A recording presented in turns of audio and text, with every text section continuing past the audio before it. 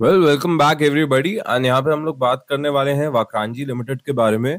तो पहले कुछ न्यूज़ है उसको कवर करते हैं यहाँ पे स्टॉक से रिलेटेड, और उसके बाद में आगे बातचीत करेंगे। देखिए, सबसे पहले यहाँ पे जो प्राइमरी न्यूज़ थी वो ये थी कि वाक्रांजी का जो है यहाँ पे एक डीमर्जर डिसाइड किया गया था, जिसमें इनके ई गवर्नेंस, आईटी और आईटीईएस डिपार्टमेंट को जो है एक सेपरेट एंटिटी बनाया जाएगा। उसके बाद में यहाँ पे एक न्यूज आई जहाँ पे इन्होंने lead generation for sale of cement करा है, मतलब इन्होंने जो है यहाँ पे टाई अप करा है। एंड यहाँ पे अगर आप न्यूज देखेंगे, जेकेन सीमेंट के साथ में इन लोगों ने टाई अप करा है to increase their distribution network through वाक्रांजीज केंद्र सेंटर, जो कि अब वाक्रांजी का प्राइमरी बिजनेस है। केंद्र सेंटर जो अब वाक्रांजी के अंदर आता है वो क्या है, मैं आपको सबसे पहले वो समझाता हूँ। तो बेसिकली आपको एक लास्ट माइल आउटलेट प्रोवाइड कर देंगे, जिसके थ्रू आप अपने सर्विसेज को यहाँ पे उन कस्टमर्स के पास भी पहुंचा सकते हैं जिनके पास में मेजर चीजों का एक्सेस नहीं है। थोड़ा सा अगर आप फॉर्मली देखेंगे तो यहाँ पे जो company centered around building last mile retail outlet to deliver BFSI is banking, financial services and insurance and other services to the unserved and underserved rural, semi-urban and urban population of the country। तो ये इनका major business है।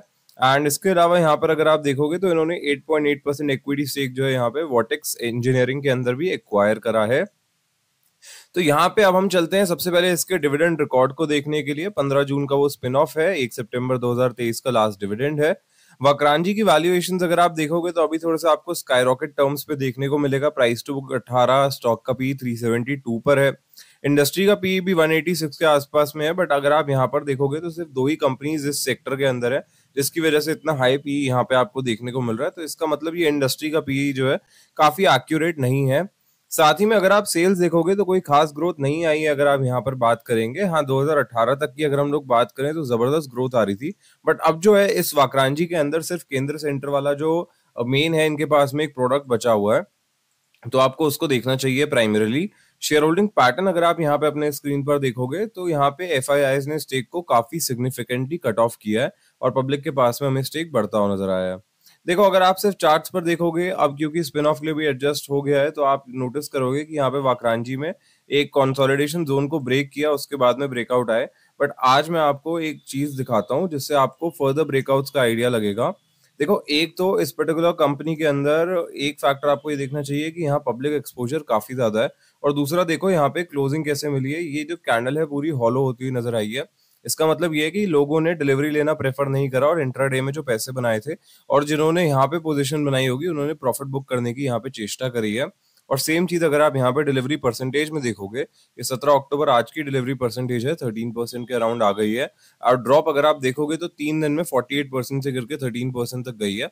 बात बिल्कुल सही है कि बीच में फ्राइडे सैटरडे था, बट अगर आप ड्रॉप देखोगे तो जनरल से थोड़ा सा ज्यादा है, क्योंकि अगर आप एवरेज यहाँ पर देखोगे तो 35% के आसपास में एवरेज कर रहा है डिलीवरी मार्जिन, और आज का जो ड्रॉप है वो सिर्फ 13% पर रुका है। तो ये एक फैक्टर आपको देखना चाहिए। देखिए, कई बार होता क्या है, जब स्टॉक यहाँ पे एडजस्ट होता है स्पिन ऑफ के बाद में, तो उसमें वॉलेटिलिटी थोड़ी सी बढ़ती है। सेम केस यहाँ पे वाक्रांजी में हमें देखने को मिला। दूसरी चीज अगर आप यहाँ पर देखोगे तो वाक्रांजी के अंदर जो रेजिस्टेंस थी वो समवेयर क्लोज डाउन टू 23.6 थी। तो अगर स्टॉक 23.60 तक भी पहुंच जाता तो ये सरप्राइजिंग नहीं होता, बट यहाँ से ज्यादा चांसेस अभी के लिए यही है कि स्टॉक जो है करंट लेवल से हमें रिवर्सल थोड़े से लेता हुआ नजर आ सकता है।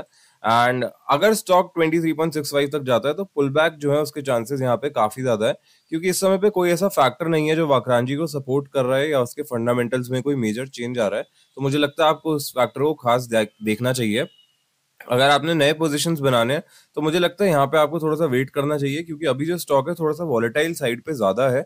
एक बार वो साइड थोड़ी सी कम होगी, एक बार स्टॉक थोड़ा सा साइडवेज जाएगा, तो उसके बाद में आपको ज्यादा बेटर आइडिया लगेगा। एंड 23.65 के रेजिस्टेंस के ऊपर अगर आप देखोगे तो एक क्रूशल रेजिस्टेंस जो है वो सीधा 29.50 के लेवल्स तक है। तो यहाँ आपको एक अच्छा जोन मिलेगा, बट अभी के लिए मुझे लगता है एक पुल बैक जो है यहाँ पे जल्द आता हुआ नजर आ सकता है वाक्रांजी में। और 19 रुपीज तक स्टॉक जो है अगर हेड होता तो वो कोई सरप्राइजिंग चीज नहीं होगी यहाँ से, क्योंकि जो पुल बैक होगा वो थोड़ा सा इमीडिएट होता हुआ नजर आ सकता है। अब यहाँ पे आके टच करके वापस चला जाएगा तो वो एक अलग बात होगी, बट यहाँ पे आपको इस फैक्टर को अभी थोड़ा सा काउंट इन करना चाहिए। विद दैट सेड, उम्मीद करता हूँ कि आपको वीडियो इन्फॉर्मेटिव लगी होगी। लाइक शेयर सब्सक्राइब डेफिनेटली करना अगर आपको पसंद आया तो, and I will see you in the next episode.